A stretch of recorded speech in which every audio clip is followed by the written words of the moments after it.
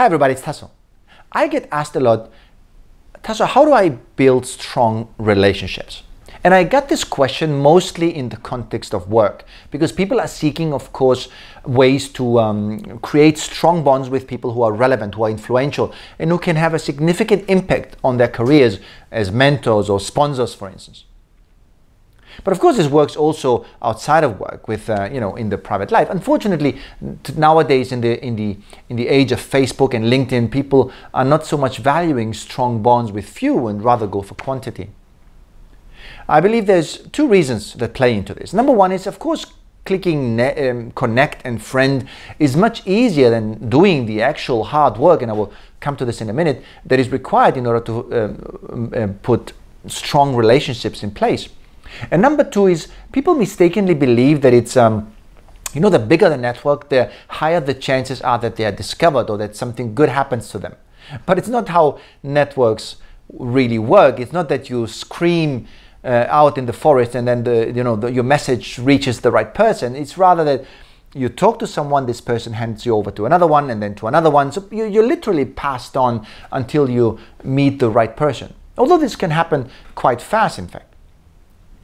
Now, and again, it makes a difference for somebody who only had to put in the effort to refer you to somebody else, or somebody who actually would put in his credibility, his hand in the fire, who would actually go the extra mile for you and fight the odds for you and with you. So what does it take to build strong relationships? I have 3 points that I want to share with you. Number one is about your thinking, and is about the way you approach things. And this might sound a little cliche, but the reality is this. You cannot approach this from the perspective what they can do for you. Instead, it is all about how you can help them. And it's even more that it's not only you helping them, it's also not having the expectations that they do something in return for you. Because in particular in relationships, this expectation will poison the relationships and it will ruin that bond. You cannot make people do something or not do something. They have to decide for themselves, and they will do it based on their assumption whether you're worth it. And so this leads me to number two. How can you prove that you're worth it? How can you make people invest in you?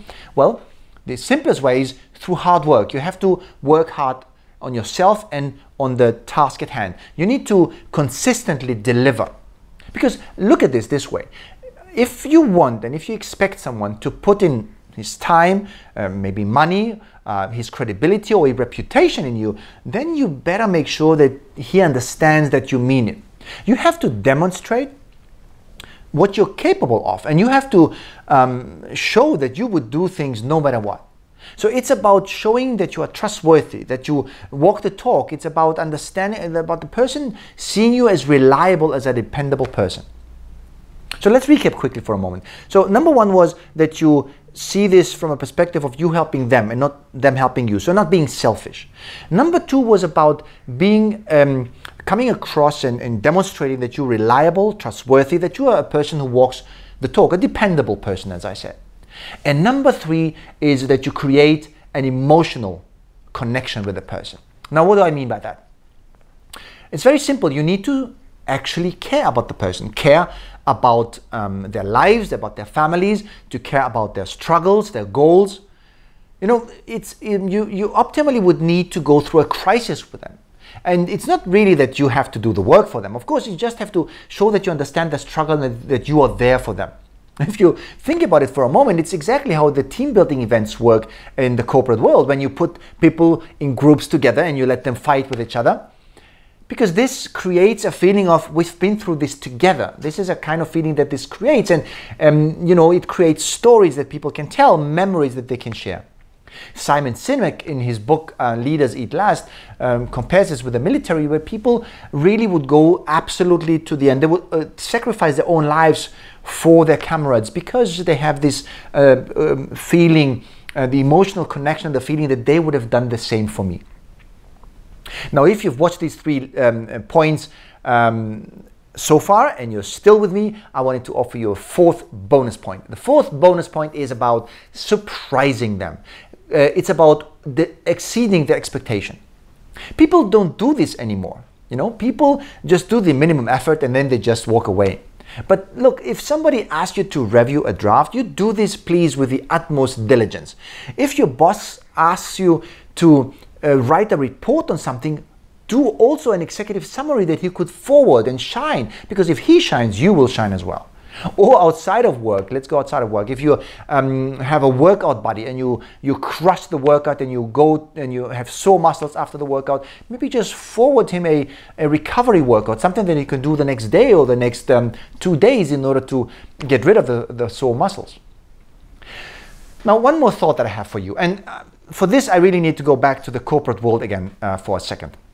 Remember that in the beginning I told you that this approach to building strong relationships of course works in both in private and corporate life, and in we do this in the corporate world a lot with our comrades and colleagues. We build these strong bonds because they help us survive. But you see, but here's the thing, in order to not only survive but thrive at work, in order to bring it up to pump it up a level higher, I would encourage you that you use the same approach in bonding and creating the relationships, not only with the colleagues and your peers, but also with your superiors, your bosses, the senior management and the VPs. Because let's face it, they're humans as well. And true professionals don't distinguish whom they help. They help those in need. And honestly, if we're really honest to ourselves, our bosses and their bosses, they struggle as well. They have a lot of pressure on themselves, and so they are in need of help.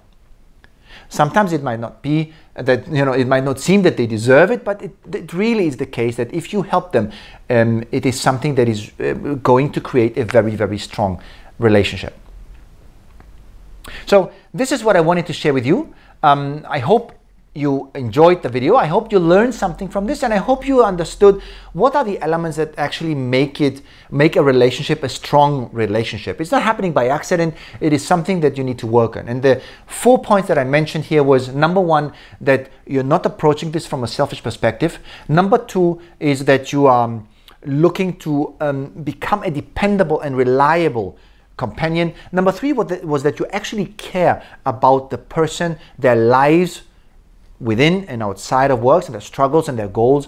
And number four is that you exceed the expectations, that you over-deliver, that you show that you care, basically by doing things. So thank you very much again. If you liked it, please subscribe for more. Share this with somebody who needs to hear this. And until the very next blog post, all the best.